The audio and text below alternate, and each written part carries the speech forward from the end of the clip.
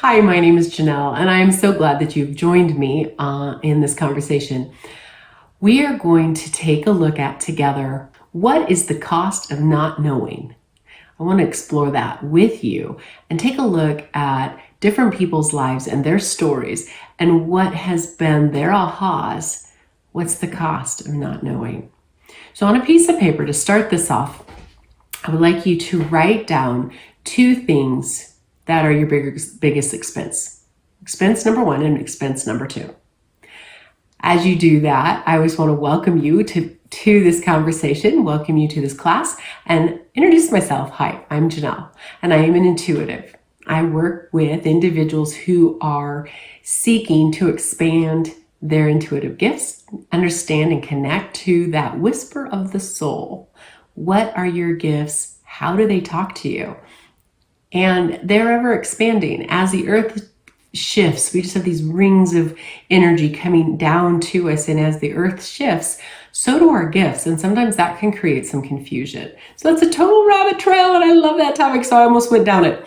And we can someday, but we're not today because that's not exactly what we're looking at. But I just really enjoy connecting people to that whisper of the soul, that very inner piece of who they are. So you've got your two topics, two things that are your biggest expense right now.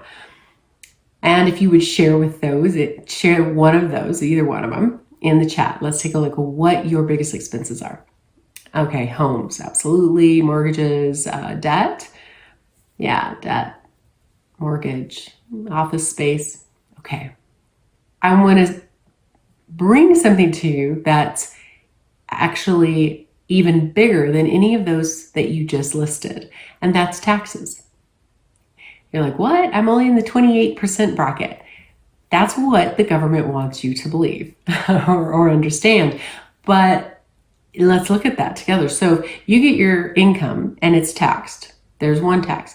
Then you take that income and you buy property. You buy your home. Yeah, you pay now property tax. You go and you purchase a new vehicle. And in a lot of states, you are paying a purchase the vehicle tax and a sales tax. There you go again. Then you fill up that car with fuel and you're getting a sales tax or a fuel tax on that. So it is up to 51% that we are getting taxed. And this is our number two biggest expense. Yeah, it's not even our number one. It's our number two, 51%. So if you are making $100, you're paying $51 in taxes. If you're making $1,000, you're paying $510 in taxes. If you're making $100,000, you're paying $5,100 in tax. If you're making $1 million, you are paying $551,000 in tax. And so I did my 100,000 wrong. You're paying 51,000 in tax. So it's a huge piece of our income. And like I said, that's not even our number one expense. Wow. I want to go into, and I'll break that down here in a minute. But before we do, I want you to think about a chocolate cake and Death by Chocolate is my favorite cake recipe that you were just like, it is to die for. Do any of you have a recipe that's just that good? Oh, good. I always hope there's somebody, because number one, I love Death by Chocolate cake. For real. Okay, so thank you. And could you teach me how to make that cake? I believe you can too. So you are an intelligent person. You're a smart person, correct? And I'm a smart person. One smart person can teach another smart person something new. Do you agree? So I really would like that Death by Chocolate recipe. Send it to janell@janellray.com. I would love to have it. Thank you in advance for that. So we're in agreement. One smart person can teach another smart person something. We're going to take a look at that which we don't know is costing us something. And what is your purpose in life, and not knowing and being in line with that, what is that costing you? So what is your promised land? What is your dream? What is the thing that you want to see? Some of us have, well, I'm just going to start with a story. How about that? I have a very interesting story that is real. My great-grandfather, he was part of the homesteading movement in Idaho. And he had a dream, him and his family had the dream, the vision of them becoming farmers, landowners, farming, and living that lifestyle. And they took part in the land settling movement in southern Idaho and got a plot of land. He moved his family down to that area of Idaho, and it was literally, they invested their entire livelihood in this move. So uprooted their family, moving away from family to settle in Idaho. They bought what they needed, the seed, the equipment, settled this land, cleared this land, prepared the soil, and then planted it. So by the sweat of their brow and the commitment and the vision to see their future of being farmers, seeing it to fruition. So they put in the sweat equity, planted the seed, and then waited for the rains. The rains came, and they waited for the seed to grow, waited for that little green hue that you get after you've planted a field. And that green hue was like, yes, there it is. There's nothing more exciting than that green hue across the brown soil. And it didn't show. And it didn't show. Matter of fact, it just didn't show. He's like, oh my gosh. So regrouped, worked it up again, planted the seed, the rains came, and they waited for the green hue. And they've got everything on the line. I mean, their entire livelihood is on the line. They came in with full commitment, both in action and financially, to being farmers. And nothing grew. Their hearts sank into just a despair. What are they going to do? It made no sense to stay because nothing was going to grow. So they figured their best bet was sell the ground and move on. So they did. They sold the ground and moved on. And the man that bought the property's last name is Simplot. Simplot, if you know anything about Simplot Industries now, they are one of the wealthiest on the West Coast. So if you Google it, so if Google's real, if the information there is trustworthy, they're saying their annual revenue is around $7 billion a year. That's when you're like, what happened? So Mr. Simplot bought my great-grandpa's ground, and he got curious, why is nothing growing? And as they did some tests on the soil, they realized it was pure natural fertilizer. And they probably bagged that stuff up. And that was one of the richest natural fertilizer plots. So my great-grandpa was sitting on a gold mine, that which his promised land was under his feet. But his vision was narrow. He was a farmer. And no guilt, no shame. But the piece I'm wanting to bring in here is that what we don't know, what is it costing us? What my great-grandfather didn't know, what did it cost him? Literally, potentially, billions. And how different would his life and my life be?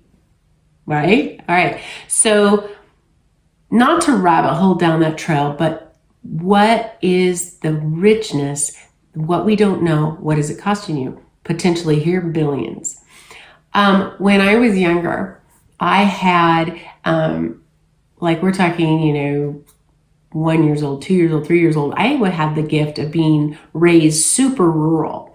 And it was about connecting for me, it was such a natural, beautiful place for me to grow up because I am highly empathic and animals are very empathic as well. And so I had horses and dogs and cats and bunny rabbits. And then there's the wildlife. We had deer and elk and moose and bobcat and cougar and bear. I mean, that was naturally around us all the time. And these connections I had just came so natural, like a conversation today with a good friend. My interaction and intuitive gifts with these animals was an easy space. So fast forward into school, and that connection, that animal connection, and being able to read and navigate empathically. Now I'm sitting in a classroom of kids, and they're all around me, and I could feel everything. And I didn't understand what I felt. Like in the animal world, it made sense. Animals are very straightforward. There's no deceptive energy. It's just straightforward conversation, so to speak. And here I am in a classroom of kiddos, and the kiddos have all the energy of their families, and I am overwhelmed. And my gifts and senses do not make sense in this space. So on top of this, to just really put icing on the cake here, I'm also dyslexic and an auditory processing disorder, which I did not figure out until I was well into my 20s. Nobody was understanding what I was going through. I didn't understand what I was going through. So here I am in this energy soup, and then the words that are coming at me are making no sense. You're reading, we're working with that basic alphabet, right? It was total scramble. The sounds I was hearing, total scramble.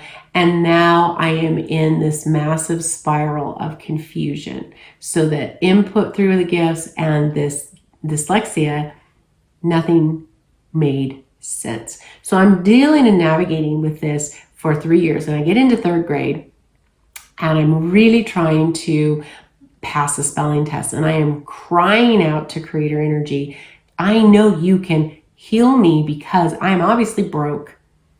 And I bring this piece up specifically because for me and many of the individuals that I work with, we had a pivot point where a place where we just said, okay, a breaking point. I have got to do something different. So at this point in my life, I shut down so many of the intuitive gifts I had because through the lens of a child, without even a lot of logic around it, because I didn't realize I was gifted. I figured everybody did what I did. You just don't know what you don't know.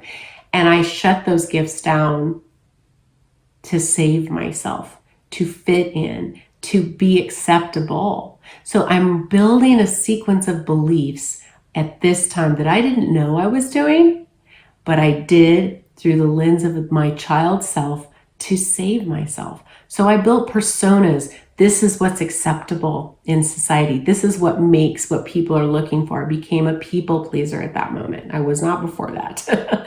I became a people pleaser. I built personas so that you cannot reject me because this is who I am. This fake persona is who I am. You'll accept that. And whatever this is that's making this working with letters and sounds so hard, I'm shutting that down. So much of who I am authentically was put in a box and in a closet. That door was locked and I walked away until I started training horses professionally. I did it twice. I opened put out my shingle when I was 17. I got a really early start. Whole other story about my passion for horses, and training. And then when I was 26 or 27, I put out my shingle again because I sold my horses, traveled the world, came back, and here I built an indoor arena, and I'm taking in horses. And these horses that I were attracting were outlaw horses. Now, there's a time in our life where there are times that we get opportunities to reconnect to who we are and understand who we are. And this was one of those times. I've had several before, but here's the one that was so clear. It was at the right time, and I was ready to hear and learn about who I was again. So I've got these horses coming to me.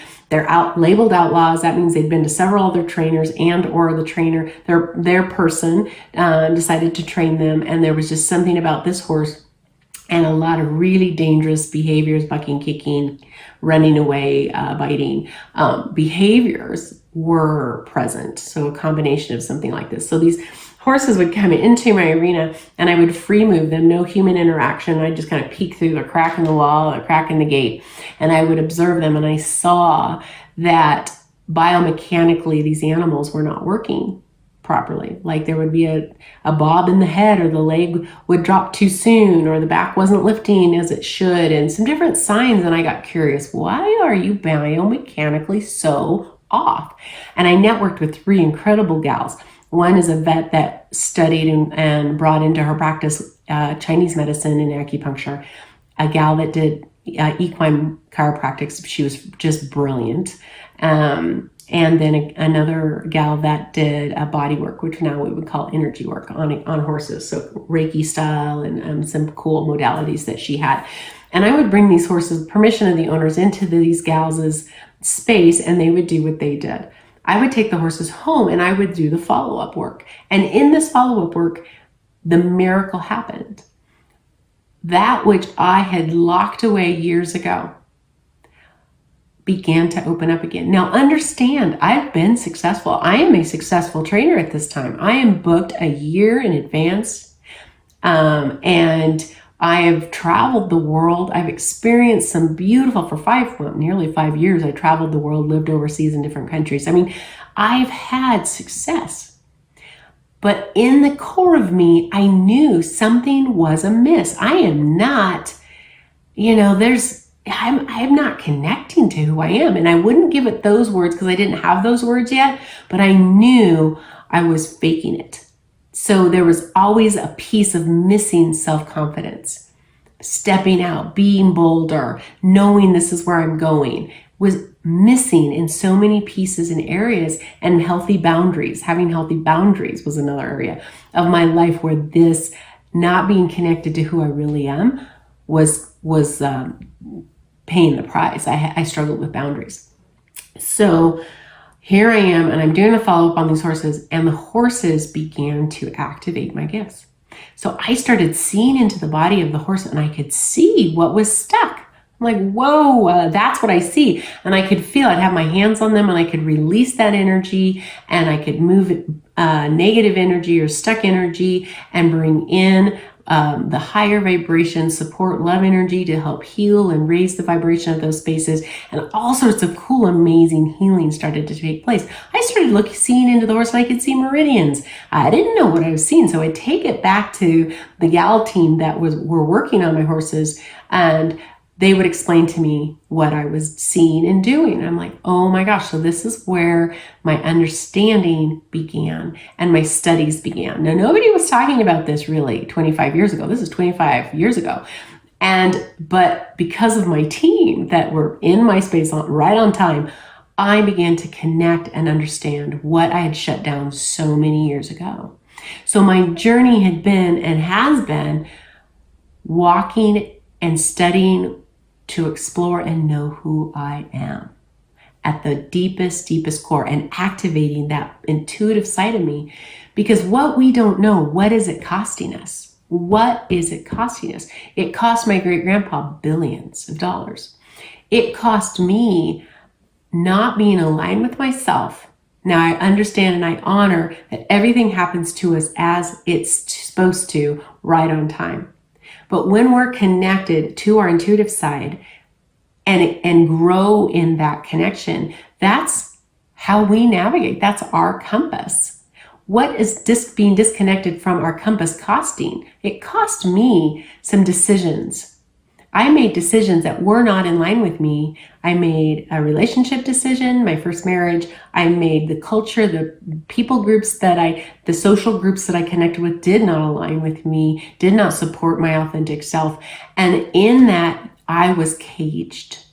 I was blocked and held down by beliefs that did not align with me. And what did that cost me? Self-confidence. My health suffered. Time of being and in a space that is totally in line with me is my joy. Now I had the horses, which is totally in line with me. So it wasn't totally void, but our lives are fuller than just one area being aligned with us. So this young man that I was working with, a client this year, who had this, he was sharing with me his story. So he's been walking with me for about a year in his healing and gift activation work that he's come to me. It's his intentions that we're working and focusing on. Each group that I work with, each individual, it's super important to just channel what is guidance wanting for them. What's their gifts? How does that gift show up for them? So it's not like a canned process, but really individual. It's so key when we're connecting to authenticity is that I am getting to connect to me as I'm designed to be, and that channeled information that I am needing for this understanding and connection. And so he was sharing with me in part of his story that he, shortly after high school, or after college, he was hired into a job that was not in line with him. And he took it because it was a compromise for this and that and some other reasons. Took the job, and the supervisor was not in line with him. The co-workers, the atmosphere was not in line with who he truly was. And in a year's time, he gained 50 pounds. He had tremors in his hands that he could not control, and he was passing out. So what does it cost of not knowing? When he was not in line with who he truly was, that's his words, he was compromising, and he had some work to do, some healing work to remove experiences, the energy of different experiences, transition and transmute that energy into love energy, remove blocks, and really start that quest and understanding who he was at his most authentic self and embracing these gifts that he has. He has incredibly cool gifts, by the way. And gifts are just so fun. Because of that disconnect, his internal compass, his boundaries weren't there, and his self-sabotaging behavior choices were leading, not his authentic self. So what did it cost him? It cost him his health. He was hospitalized. It cost him money, and a lot of money. So what we don't know, it costs us a lot. It costs us in our health. It costs us in our joy. It costs us, we have the opportunity to be living in absolute peace and contentment and joy and purposefully. That's how we're designed. We really are. So when we come onto that plot of land, like my great-grandpa did, and we have a vision for who we are, what we're going to do, is it so narrow that we're not seeing that the gold is right under our feet. Everything that you are looking for and ready to connect to is right there. But you don't know where to look. My great-grandpa did not know, so he just didn't know. You don't know what you don't know. So what not knowing cost him was billions of dollars. What it cost him was time, joy, peace, his health, and a lot of money. What did it cost me to not know? It cost me not living in that place of so excited to get up in the morning because these things in my life, my work, my family, my network, my community is in line with me. Those things closest in this circle are in line with who I authentically am, and what I am called to do and serve, because my gifts are here to serve others.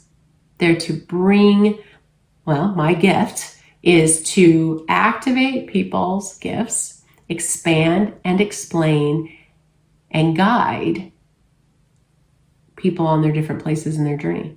My gifts can see and what's blocking them from connecting to those gifts. And based on how guidance wants that to happen, we can go in and guide the person in removing that. So that's really about learning how I work. When we take, it's a little bit of a venture off over here a little bit, but it's good. We have these different blocks in us so that we can learn how our gifts work. How do you work? Have you ever wondered how you work? And maybe you have a knowing, but is it more than that? Do you have a curiosity that I could be doing more than I'm doing? Okay, people tell me I'm empathic. I've had clients come in. People tell me I'm empathic. Okay, but I don't know what that means. And how does that even really look? And how does that even work in my life right now? Well, I am here on the planet to see that. I can just see it. And based on what guidance wants people to know, I can then bring in the information that gives them and connects the dots so that it's their knowing. I think it's important that people don't just tell you, hey, this is your gift and this is how it works. I think we need to be set up into a circumstance. It needs to be facilitated. This is an area now, what do you feel, see, know, taste, all the different senses? Okay, I translate. So my gift is translating what and how the gifts are showing up, or what guides give you or my clients. They give clients this information, and sometimes I can support in the translation of what. Oh, I saw these colors. Okay, what's that mean? I saw these symbols. What's that mean? I got these feelings in my person, my body. What's that mean? I'm feeling really stinking overwhelmed and my head's gonna blow up. What do I do about it? That's my job, one of my jobs. It also goes into that business and business builders. So your entrepreneur-minded individuals tend to be really intuitive. And right now, specifically, our planet is connecting to that higher knowledge, that higher wisdom like never before. It's just so super cool. So many of us, you included, are being called to connect to that so that you can be downloading in the way that you download information to be doing. What do you do? What do you do? Are you a teacher? Are you a parent? Are you an architect? Are you inventing new and cool things to make and to improve our environment? I mean, what are you doing right now? What are you called to do? This energy, this greater wisdom is wanting to reach out to you and download so that you're doing what you came to this planet to do. It's not an accident you're here at this time. So knowing how to connect to that and how it shows up for you is key. And that is a huge part of why I'm here, is to be that guiding piece. Your gifts are here to guide you into that purpose work, to expand, to download what we're needing right now on this planet. That is why your gifts are here. You're here, some of you are here to be healers. So how does that look for you? It's going to be different between all of us, but how does yours look? And what are the different gifts? So am I a channeler? Am I a hands-on healer? Can I heal virtually or distance healing? Can I do that? Well, sure you can. So how does it look for you? So what we don't know is often the pieces that are trying to get our attention, and what's that costing us. These gifts and tools are here to expand us. So that's where our joy, happiness, contentment, that's where we know. It's like my self-confidence knows it's costing us our confidence often, because if I'm not really connected to who I am, I at some level know that. So am I going to boldly step out if I'm not in who I am? Maybe. And am I bold? Not as bold as I would be if I'm connected to who I am. And that internal compass, how do I know what aligns with me? How do I make decisions that aren't self-sabotaging? It's by knowing and aligning yourself with who you are authentically, and then healing all the pieces that are there that are keeping you from there. And how do you know that? So there's lots of ways of knowing how to remove blocks, how to find them, and it can be pretty individual, but totally doable. In this, it starts with your intention. It starts with your intention. So coming down to, is it your time to connect? I have connected with your authentic self, and I have connected hundreds of people with who they are authentically. And using and walking with animals. Because if you've got animals in your life, your animals want to support you. You are a team. Horses are huge in wanting to support and help heal people. I bring people in with the horses all the time because I saw what they did to me, and it's a space that is really close to my heart. Horses are just magical, and their gifts, this intuitive space is natural for them. You and I are learning about it. This is their world. So when we set the intention to sit with them, they activate, heal in just mind-blowing ways. So the cost of not knowing who you are, what is it costing you? Is it costing you your peace? Is it costing you your confidence? Is it costing you your health? Is it costing you your purpose, feeling that joy? Is it costing you money? Being who you are at your most authentic self is what pulls us away from the crowd. People say, you look at the sea of be an advertiser, be a podcaster. Maybe you are a healer and you're trying to be seen on the social media platform. And you're like, how do I stand out? You stand out from the crowd by just being a second sooner. If you are a business person and you're like needing to, you're promoting a business, you have a product, maybe you're a personal coach, how do you stand out from the crowd? How do you just get 1 second, millisecond ahead of everybody else? By being you, by being authentically you, by embracing that, shedding anything that is not resonating with that truth, the limiting beliefs. There's a root that separated you from that authenticness. When I was in 3rd grade, it was that pain of not being able to do what obviously, in quotes, everybody else could do. I must be broken. I am not good enough. I am a failure. And the pain of that and I rejected myself. Even I saw it as God rejected me because he did not fix me. That root I held on into my heart.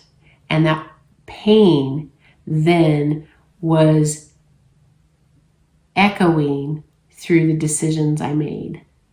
It separated me from my internal compass. Did it separate you? Did something in your life separate you? There's a root. You may know what it is. You may not know what it is. Later on, as I did in one of my deep dives into why, I was making some self-sabotaging decisions, and I said, okay, why am I choosing to compromise what I know this isn't good for me? This job idea isn't bad, but it doesn't resonate with me. So why am I even here? I'm self-sabotaging. And so I dove down went into with my guides, and I said, okay, where's the root? And what I saw was I had felt I didn't deserve it. I had failed so bad. And there was so much and guilt and shame and hate because even God could have fixed me. At that time, that was my picture. And then what I understood was I got a new perspective. I didn't need fixed. There was nothing broken about me. I felt broken, but my truth the truth is I was fine. I just am incredibly gifted. And I see the world through a different lens, through a different energy. And when I look at the world through that, so creator energy was giving me the gift of not answering that question or that request. They're like, you're not broken. Why would we fix you? So it was in my journey work that helped me get that new perspective. And then once that root shifted, here's the power of shifting roots. Once that root shifted, the self-sabotaging behavior ended. I didn't have to chase those symptoms anymore. I got down to the why. So the power of getting down to the why and what is not knowing where those roots are, what are they costing us? It's that self-sabotaging lack of confidence. When we're really wanting to erase these symptoms, get to the root. It's about getting down to the root. So I want to bring you to Thank you for joining me on this. And I can feel your wheels turning. The power of knowing is confidence. The power of knowing is joy, purpose, peace. The power of knowing is creating and being a part of powerful creative processes. The power of knowing is making money, abundance in every area of your life. So we talk, and a lot of people, and I get why, are talking about manifesting. But manifesting requires us being in a space. We manifest all the time, but manifesting these beautiful things that we are wanting takes us being in line with who we are. And I could totally go there, but I'm not going to rabbit trail right now. So what is not knowing costing you? Millions of dollars. You people pay a lot of money for people that are operating at 8s and 9s and 10s in their field. And the way you become a 9 and a 10 is by being and mastering who you are as an individual. People pay lots of money for that. So getting paid for who you authentically are, now that's fun. So no more, oh my gosh, I gotta go to work. Now it's like, yes, I earn this, and it just comes from who I am. Love that. Love that. So it comes down to this. We will pay for knowing. We will pay for knowing who we are. We will pay, and it will feel expensive. Or we'll pay for not knowing, and it's catastrophic. It's catastrophic. So the decision is, and it boils down to, you believe it's possible, or you don't. Do you believe it's possible to connect to who you are? Connecting and learning from someone like Janell Ray, someone like me or somebody else, to get to know who you are and expand who you are, the knowledge, the gifts, removing the things that are there that are causing you to be, that are keeping you from connecting to that next level you.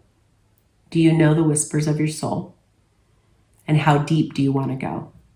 So you either believe that it's possible or you don't. You believe that I can help you, guide you, activate this, or you don't. You believe you can learn it, or you don't. And belief is not just saying, oh, I believe. Belief is in your actions. Belief is in action. Action shows you believe it. Many of you already joined. I look forward to walking with you for the next year as we explore and dive deep into who you are as an intuitive and how that is going to 100x your life. So I want to jump on here and invite you personally to my webinar on September 25th. This is a free webinar, and I just have a few spots that I have saved for you. I want to keep it really small because at this webinar, I want to take us to the next level of what is not knowing costing us. What is not, we don't know, is often costing us, as we've already talked about. It's costing us abundance. It's costing us our health. It's costing us connecting to a purpose, living in that, just kind of that golden space. And it's right here. It's right in you. It's not like we have to go out and find it. Literally, it's right in you. It's just bringing that second set of eyes to look in and help you see what you're not seeing. So at this webinar, we will be channeling, answering your questions, and getting guidance for you from your guides. What don't you know that's just saying, please see me right now? So come to this webinar, get your guidance, get that piece that you've been looking for. Many of you are already, and the seats are filling up fast. So if you've been thinking, oh, I'll do it later, I just want you to sit with, what's that costing you? So I'll see you September 25th, 5 p.m. Pacific time. Join Janell in this exclusive opportunity to interact with her in a small, personal setting where you can experience firsthand the clarity and insights that come from truly understanding the cost of not knowing. Reserve your spot today for the webinar on Wednesday, September 25th, 2024 at 5 p.m.